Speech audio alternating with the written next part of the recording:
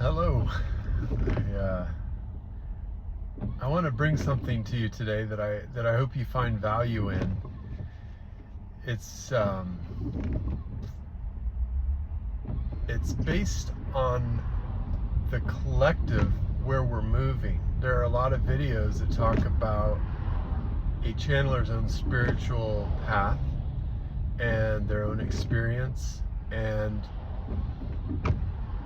I find that is not applicable always to my experience. It is sometimes, because sometimes we have common obstacles that we have to go through, and it's helpful to hear how someone overcame or transcended obstacles. However, sometimes it gets into minute details that don't really apply to anybody else. And what I want to share with you today is it's a very big issue that I think that most of us who are spiritually aware are trying to figure out how to move forward with it, how to move the collective forward with it, because it does have an impact on all of us. And I want to start by talking about stereotypes. And if you're a black person, you understand a lot about stereotypes. You've encountered it. If you're a white man, you've encountered it too, especially recently. And I want to point something out, especially if you're a black man or a white man, because I think you'll understand this very, very clearly and identify with this experience. And if you are not, you may feel a little judged in this because society has gone off balance in it.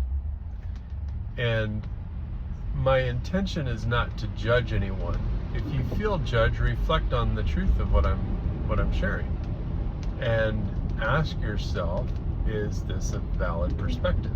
And I think that anybody who considers this will find it valid. And it has to do with, if you are a police officer, imagine you're a police officer and your job is patrolling an area where most of the people who live in that area are black.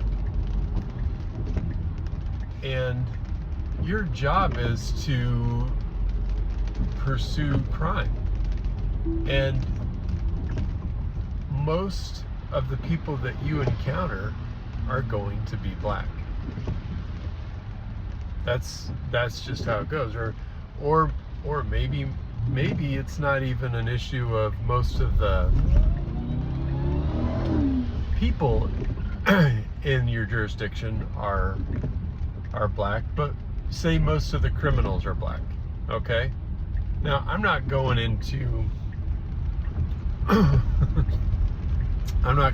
why that is or anything. I'm just going into a scenario, which is a possibility. Like if you're in an area where 20% of the community is black and half of those people are unemployed. There are some areas that exist like that. And so that leaves, that's a scenario where, as a police officer, you're going to look around, you're going to see a lot of people who are white, and then you're going to make assumptions based on the fact that most of the people that you encounter are black. And the violent people are really going to stick out to you. They're the ones that make you wonder if you're going to be safe at work, if you're going to go home at the end of the shift. And they have a significant impact on your thinking. Those people are going to feel like, those police officers are going to feel like black people are more disproportionately violent. And they're going to share that. When they're drinking beers with their friends, when they're around Thanksgiving, they're just going to say, you know what, I don't care if this is politically incorrect, but I'll tell you what, they're going to share that, and it's going to have an impact. Now, say you happen to be a black man that lives in that community and you're not a criminal. You're going to experience treated differently by those police officers who have that view. And say it's just, I don't know, 1% of 1% of the black people in that community who are actually committing violent crimes and causing issues.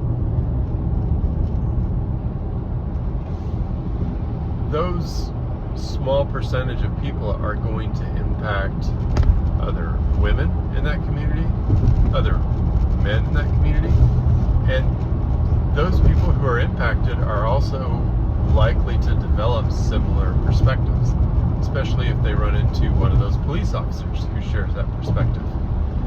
And they just all kind of self-validate. Now, is it fair or is it right? That's not really the question. The question is, how did that belief come about?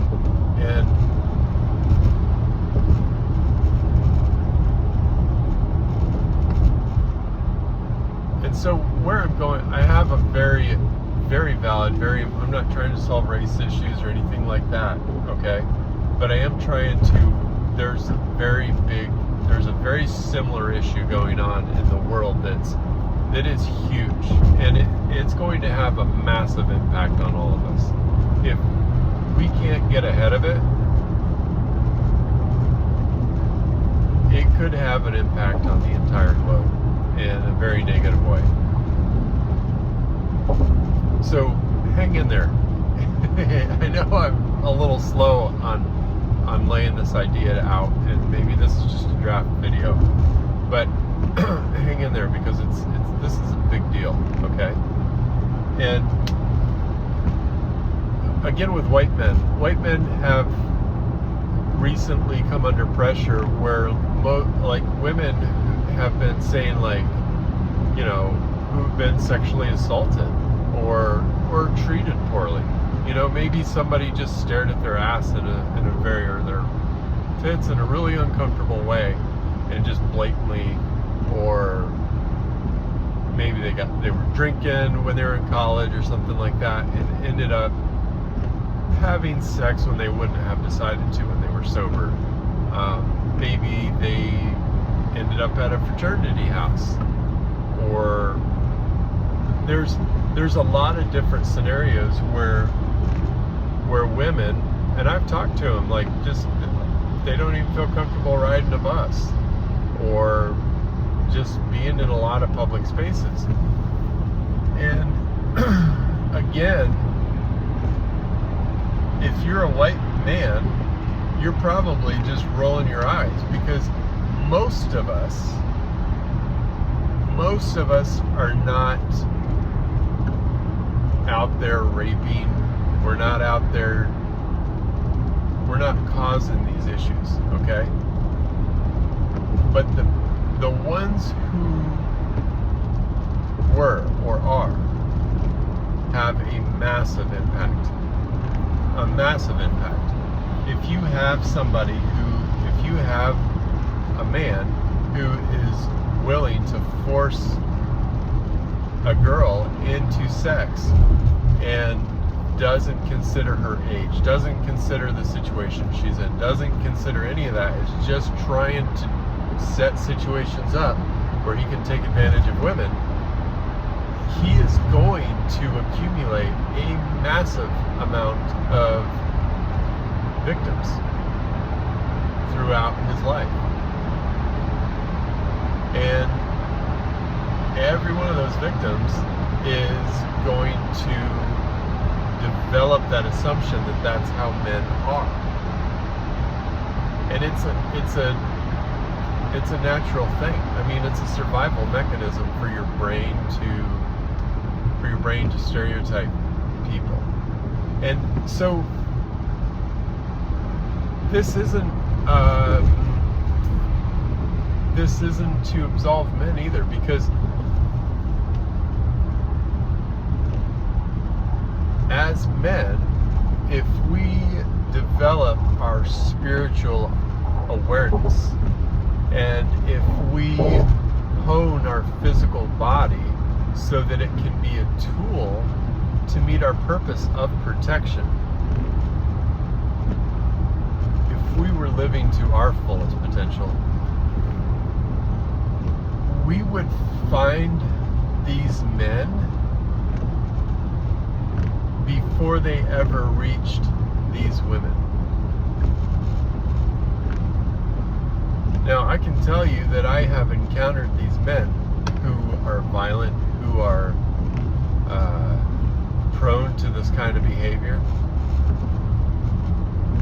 And I was intimidated, and I didn't want to be around them. I didn't want to confront them. I wanted to just protect my own space and kind of shy away, basically, not be around them. Because I chose to do that, and I focused on myself instead of my purpose of being on this planet as a man, as a protector, as one of my primary roles, as somebody who, like, and yeah, I didn't have the tools, but if I were to develop these tools, if I were to develop this confidence, which I have now, better late than never, then I would confront these men, because I would see the illness inside of them. I would see the misdirection of energy. I would see what's a good way to put it, the incoherence in their nervous system, in their soul, in their spirit, their misunderstanding of who they are. And I would engage in a way that would help them to heal through that. And that's what we need to do as men to fix that problem on our planet right now. That's what we need to do as men. We need to find these wounded men who are out causing massive damage, and we need to bring them into a healing environment in a way that helps them understand that those drives that they're trying to satisfy will never be solved. Well, they'll never be satisfied through attempting to satisfy them in that manner. And we can show them how to heal and how to move through that. And now that brings me to not an exact parallel here, okay? But I think everybody, if you are not, if this doesn't say aha for you, like, yeah, this is a problem that I'm aware of in some aspect of it, whatever side you're taking, that's not the issue here. But if you're not aware of this problem being a huge problem, just stop the video now. I can't believe you made it this far. And don't ever watch any of my videos again, because you're in a different world than I am, okay? And I probably will never bring any value to your life. So, but for those of you, and I think it's going to be most of you, who do see this problem, and it is the conflict in the Middle East, okay? The conflict in the Middle East. And I'm just going to say very clearly that there are Zionist Israelis, just like that small percentage of black men, just like that small percentage of white men, who are out of their minds. It's a small percentage, but they are okay with, it's been proven, they're ordering soldiers to execute children by shooting them in the head, okay? Now, if we take a spiritual perspective from this issue, we can avoid the anger. We can avoid the rage, all of the base feelings that will take us out of a place of being able to solve this issue.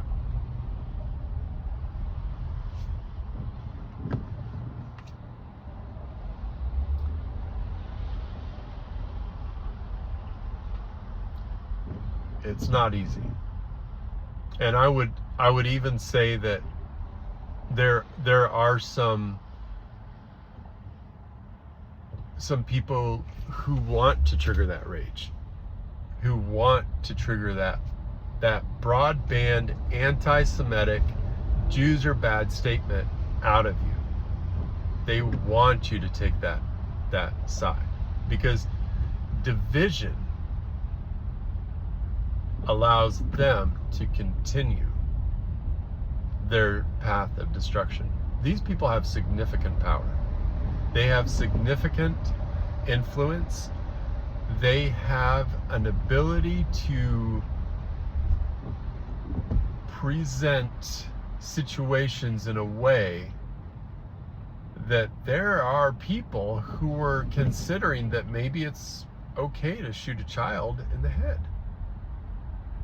And I'm talking 5, not 13. These people have significant power. Okay? Now, because our brain is wired for survival, we want to look at that Zionist Jew as simply a Jew, and that will not lead to anything productive. It will only prolong the conflict. It will only give the Zionists the moral right to not only continue the genocide in Gaza, but bring it to the United States. And if you think that is out of the question, you have no idea how this world works. You have no idea how that could happen in a year. It would only take one massive false flag. We've seen it. 9/11, people are signing away their rights. I'll do anything, just keep me safe. And the level of destruction that we've seen with false flags is just a small fraction of what even some smaller countries could do, let alone Israel and the CIA. 12 months and this entire nation could be under absolute control, with people gladly walking into stadiums to get their ankle monitor so that they could continue to fly on planes and go to hospitals and go to school and go to work. I'm pretty sure it'd be easy to put chips that you just put in a vaccine, if that hasn't already been done. I mean, the level of technology out there is far beyond what any of us have really seen. And it's going in that direction slightly. I don't think it's going there with much momentum. But as people wake up to the genocide, it is genocide. It's genocide. That's not an anti-Semitic statement. That's a I have eyes and a soul statement. If you have eyes and a soul, you see what's going on there. And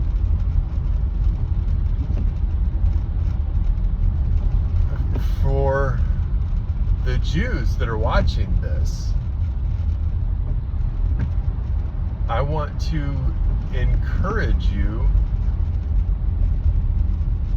to use that significantly smart brain of yours to think about this long-term picture, because humans are waking up.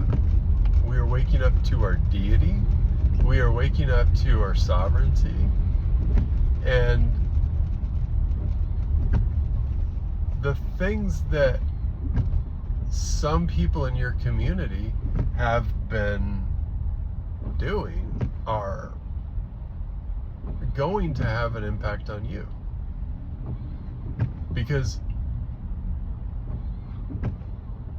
most people haven't reached that state of awareness where they can see this kind of horror and remain in a state of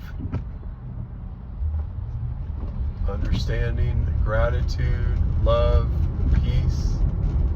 A lot of people are just waking up to the violence that's going on, and they want it to stop, and rightfully so.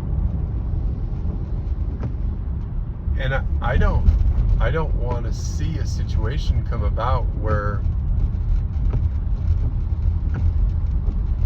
people like Ron Barron feel like in order to stay safe, that guy is such a pleasant man who is a Jew. He's not out there playing. He's investing his fortune to make life better for generations to come. I mean, I'll take him over Warren Buffett any day. Warren Buffett's investing in Coca-Cola and like what? You're literally investing in the future of diabetes for our children. Come on. But I don't think Warren Buffett's a Jew. But you know, I don't want Warren Buffett to feel like he's got to go along with this Zionist narrative to stay safe. And there is going to be a plan to keep Jews safe. They're not just going to lay down and let the villagers come to the castle with a pitchfork. They're not. They have tools at their disposal that are very effective. And if the Jewish community doesn't have enough hope from us Goya that they can reason through this to handle the problems within their community, they're probably not going to do it. So that's the Goya part. I hate that word. It's such a fucked up thing. But do you see how this is a two-way street? It's a two-way street. Nobody's disempowered here. Nobody's a victim here. I mean, I'm sorry, this will probably legitimately upset many of you, but my perspective is that we all came to this earth knowing what we were coming for, knowing the situation that we were possibly going to encounter based on the timeline that we were in. And when I see those beautiful Palestinian children, I believe that those are our spiritual warriors. They are the elite among us. They have chosen to come here as innocents to show the total brutality of war, to show that it's not an option. War is absolutely 100% evil. There is no way to justify it because it always leads to that. Whether it's a bomb that was intended for someone else, or whether it's a landmine that someone forgot to dig up because people were laying them down in the heat of battle and they forgot to check the box or where that GPS location was. Children are always the victim of war. When hospitals get blown up, when schools get blown up, they're always the victim of war. And I do believe that we chose to come to this planet to learn and to grow, but also to help this collective to be a part of Gaia's ascension, to transform this energy of the 3D density into a lighter, more malleable form. We're infusing our energy into this space and we're increasing the frequency of it. We're heating it up. We're turning it into a space where evil can be transmuted into good. And this is how we transmute this evil that is going on in the Middle East into good. There are things going on that people are not ready to hear. It's so dark. It's so dark, but yet we chose to come here. We chose to be a part of this. And by being aware of that choice, and by not hating the people who are doing these, and instead being grateful for the opportunity to be on the front lines. The galaxies are watching this. This is prime time, baby. This is the cutting edge of reality. What we're doing here will change what's possible throughout multiple galaxies, throughout the universe.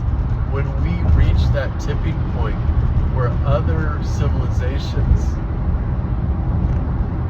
where extraterrestrials can come in and stand by us as they already are, and help this transformation, help this transmutation of some very dark, evil shit into beautiful light. When we can celebrate these children who chose to come down into Gaza and show the evil of war, when we can celebrate their souls and their spirits, and then they can come back and join us, and we know that this new baby was from Gaza. When we know when they were born that this new baby is going to grow up to be a leader among us, this was a child of Gaza. Don't waste your hate on Bibi.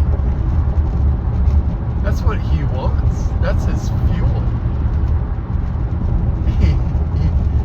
That's what he wants. Don't waste your hate on Bibi. Focus your attention on understanding how Israel brings a well-meaning Israeli into the IDF. How they tell them in school that they want to kill us.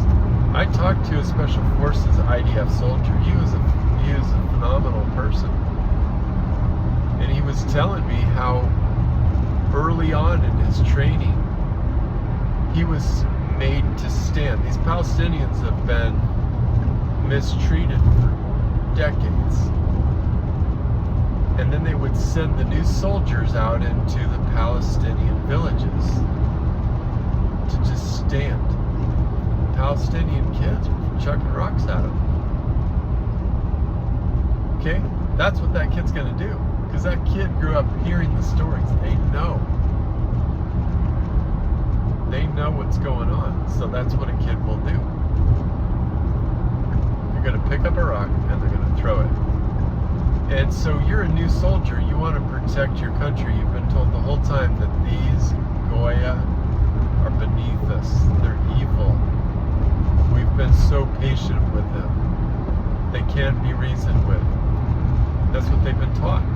And then they go out as a 18-year-old soldier. They all have to join the military. And they stand them in these villages and rocks are thrown at them. It fucking hurts. It fucking hurts. And it takes a very aware individual to understand that that is just part of the process. Okay? We're not going to solve this issue by adding hate. Okay? If you don't like the way the cake tastes, if you don't like the way your cake tastes because it's too sweet, you can't fix it by adding sugar. If you don't like a situation because of the evil and the hatred, you can't fix it by adding hate. It is that simple. And I get that a lot of you can see these images of these Palestinian children being shot, or the environment that they're living in. I understand that initial impulsive rage. But there's a lot of Jews that are just as upset.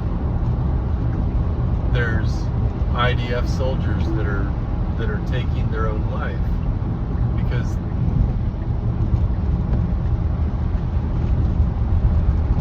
That's not who they are. That's not what they wanted to do with their life. And we don't want to stay in this scenario. And we certainly don't want it to escalate. We don't want AI to be used to monitor and control humans. That's not what it's going to be used for. But we don't want to waste our time. We don't want to spend any more time. We don't want to add more sugar to the fucking cake. It's already too sweet. Put the sugar back in the cupboard. Add a little gratitude. Add a little understanding. Add a little reflection on what parts of these things are you seeing that are reflecting issues within yourself. How do you respond when your child's out of control? Do you use force? Or do you try to educate yourself on how to communicate with them from their perspective? Again, back to people in the black community. How are you responding to the racism that you encounter? How are you responding to that guy who's definitely out of fucking control? Are you just ducking your head and walking away because you don't want your life to be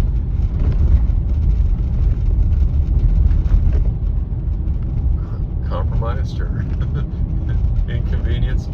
How are you responding to these issues that are in your life, that are in your space, in your reality? And again, us men, us white men. I mean, I know there are multiple times, and if you're a white man, you know this too. There are multiple times where you have been offered advantage because you were white. And it doesn't happen all the time. I get it. Like, I get it. It's not like life is handed to us on a silver platter.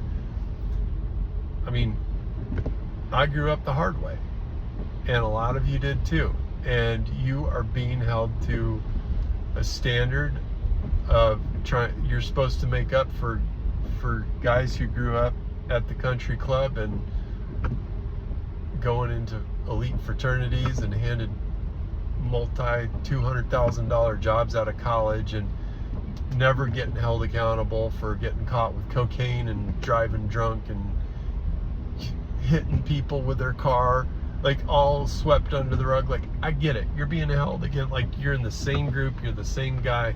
I get it. It's a pain in the ass. And I'm sure it's the same way, if not worse, for black people. I'm sure it's even really worse for Israelis right now, for Jewish people, you know, who are just like, God, you know, are we going to go through this shit again? But we have to recognize the loops in history. We have to, or we will repeat them. Like, we don't have to, but we will recognize them, or we will repeat them. And those are our options. And repeating the loop is not only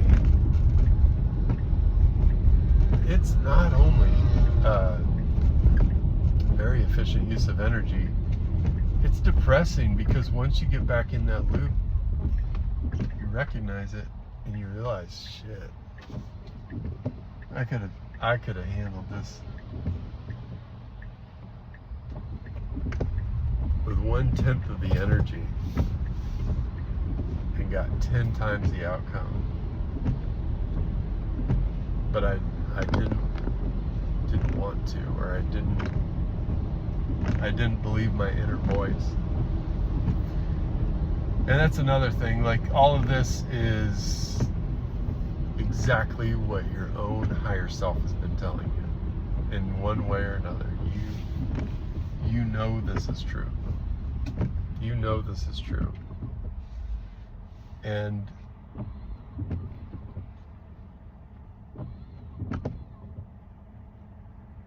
you gotta stop putting sugar in the cake, you know? It's that simple.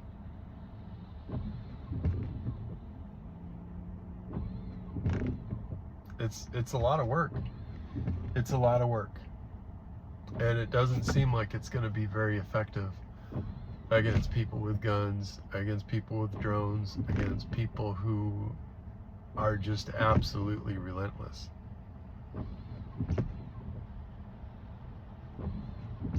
But it's a very effective tool. I think there's about 8 billion people on the planet, and there's probably only 100,000 people who would truly persist in this evil once people quit taking part in it.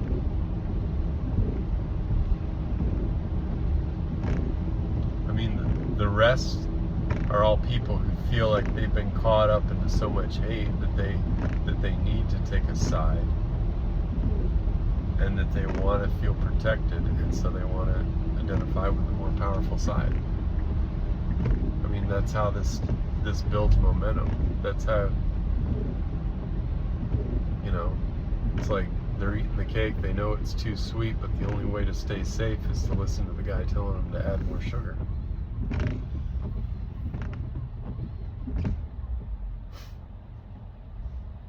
And the only way to keep that from happening is to speak what you say clearly, and to do it in a way that is not advocating for violence, that is not making other people feel unsafe. And sometimes you have to sacrifice your life. That's when you understand who you are, what you are, the eternity of yourself, then it's not that big of a deal. I mean, you're going to come back if you want to. And you're probably going to want to, because the way I understand it, when you die for the ascension of Gaia, when you not running in to blow up a building, when you die peacefully as a martyr,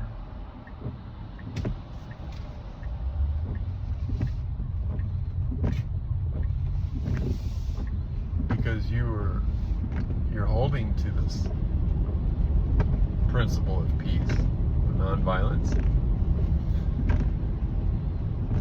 you get first dibs. Like, there's a huge line. There's a lot of souls that want to come on the planet Earth, and you got people like Bill Gates who are trying to like put sterilization stuff and vaccines and increase abortions. The evil people, Fauci, Beebe, the evil people on this planet, they want to prevent human life from coming. They want to stop it because they know that the souls coming in, they're like Navy SEALs. And when you die that way, when you leave the planet that way, you get to come right back. There's a huge line. You die a coward dies 1,000 deaths. A warrior only dies once. You die as a coward, you're going to the end of the line. You're just trying to avoid the conflict. You don't want it. You know what you're supposed to do. You know what's the right thing to do, but you just don't. You want to protect your life, so you end up dying that way. You're probably not going to come back to Earth until this whole thing is over.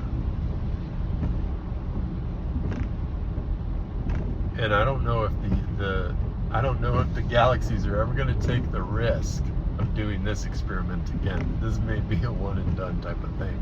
And the people who come through it are going to change what's possible forever. And you're here. You get to be a part of it if you want to. If you want to, don't ignore that inner voice, that inner truth. Because if you do, you will not get another chance. I mean, you'll reap the benefits, but there's a difference between overcoming and enjoying the fruit and being invited to the celebration. Like, there's a big difference there. You know what I'm talking about. And so We have nothing to fear. We have nothing to fear.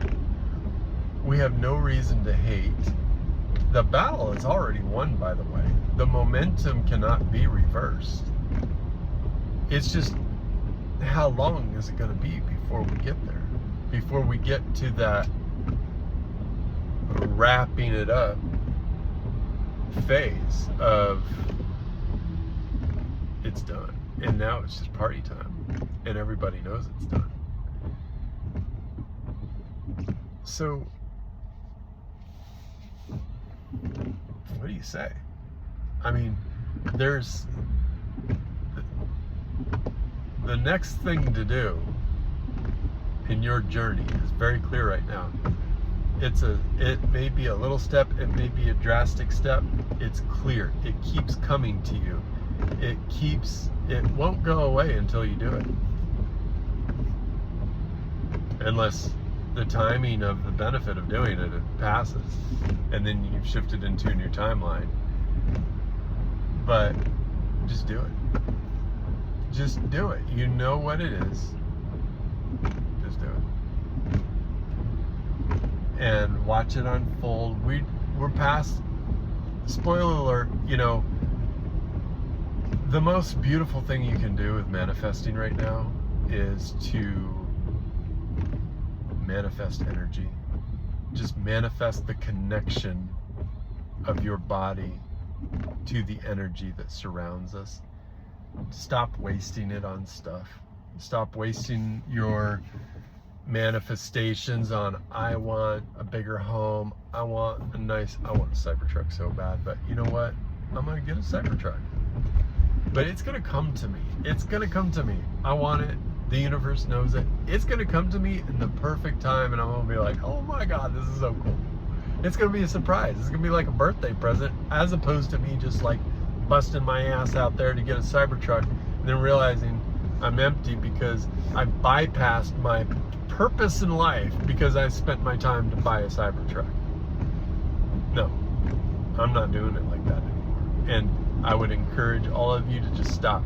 You just rest, drink water, walk, exercise, whatever you do for your workouts. Take care of your body. It is a temple. I don't care if you're 300 pounds overweight. You start today. You take care of your temple. You start drinking more water.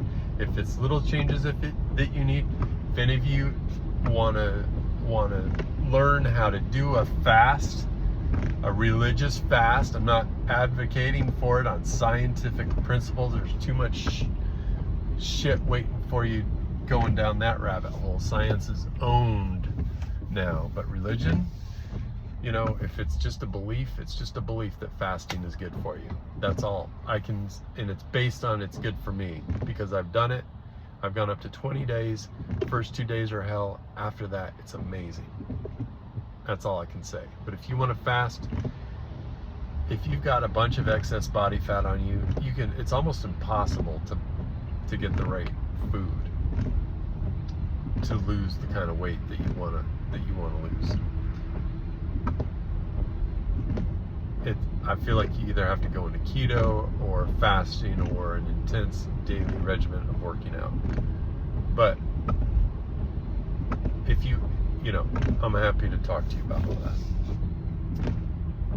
But do what is, maybe you're 200 pounds overweight and it's fine. Your higher self is like, it's not an issue. That's not part of your purpose here.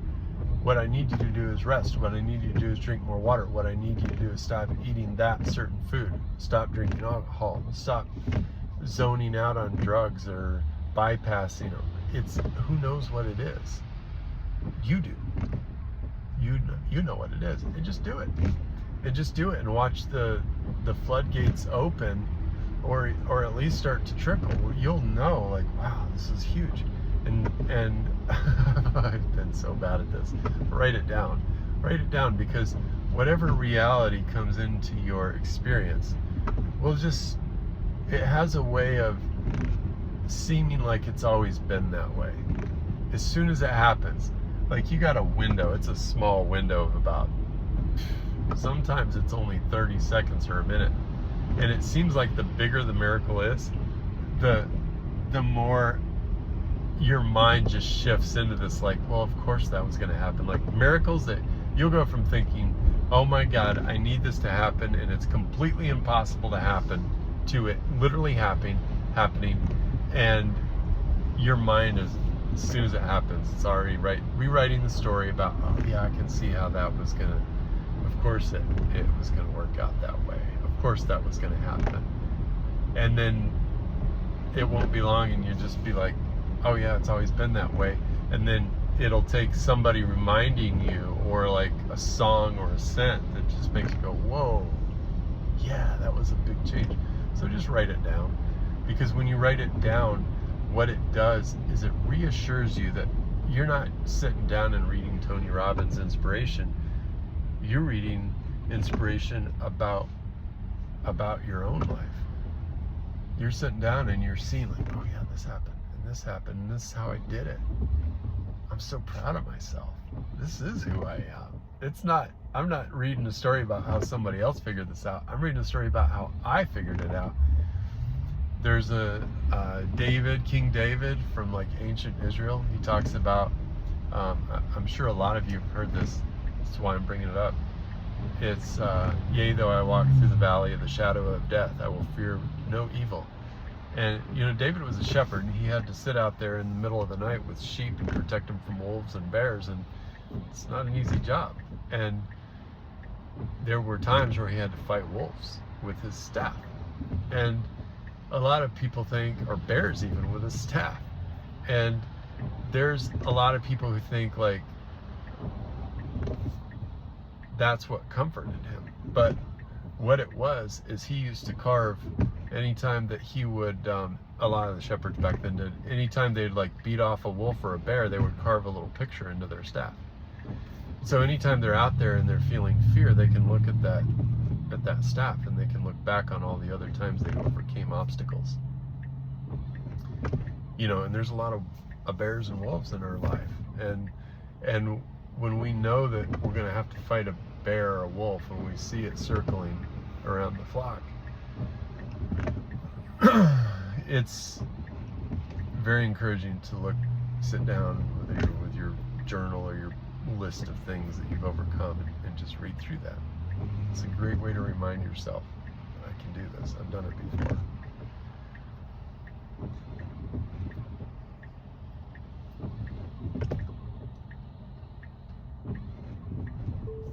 Thank you. If you've made it this far, you know, I just want to say congratulations. You're going to be very happy with your life, and I look forward to meeting you, because you're one hell of a human being. And you know, we're doing this. The obstacles, they seem huge right now, but it's just the final